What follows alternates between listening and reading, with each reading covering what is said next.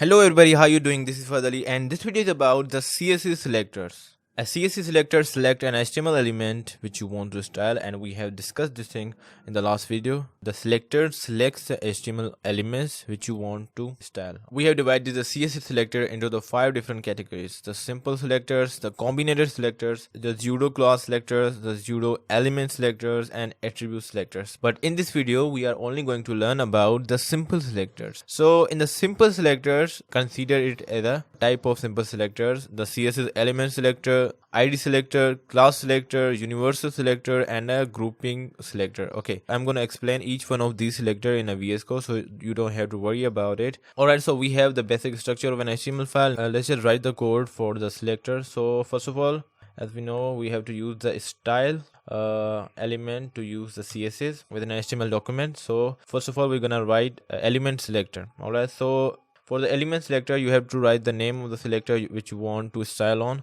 So I just want to style on the paragraph. So P, the declaration box, and in declaration box, I want color brown and text align center. And one more thing which I would like to have is font size, which would be around about the 20 px. Okay, so I have just written an element selector. So let me just save this, and you can have this on the browser screen. This is the example of the element selector. Now if you want to use the ID selector, for ID selector all you need to do is to create the ID first, which is PID. Alright, now all I need to do is to use the ID attribute of the paragraph, and then I have to provide the ID. And this is how you can use ID selector. We have also another selector which is the class selector, and in class selector we use the dot. Okay, all of these topics, the ID and the class, I have already discussed these topics in my HTML code. So if you don't know about these things, so learn these things first, then you can come up here and understand these stuff. Okay, so now we have the class, paragraph class.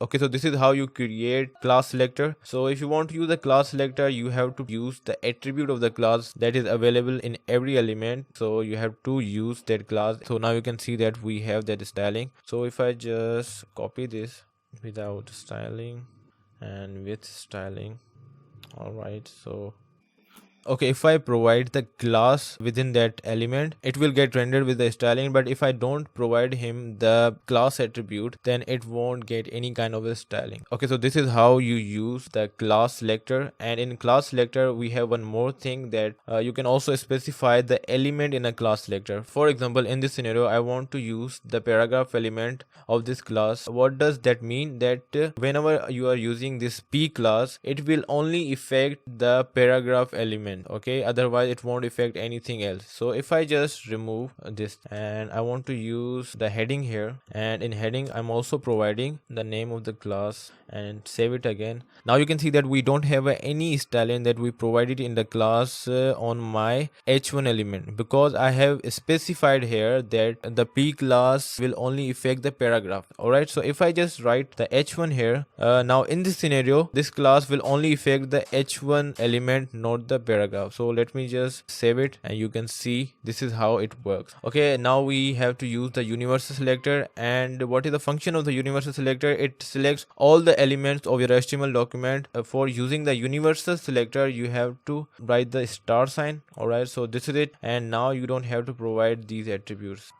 Let me just save this. Okay, so the universal selector affects all the element of your HTML document. So if I just come up with a new element here, for example, it will also affect this element. So this is how the universal selector works. In the end we have the grouping of the selectors. For example, this one is h1.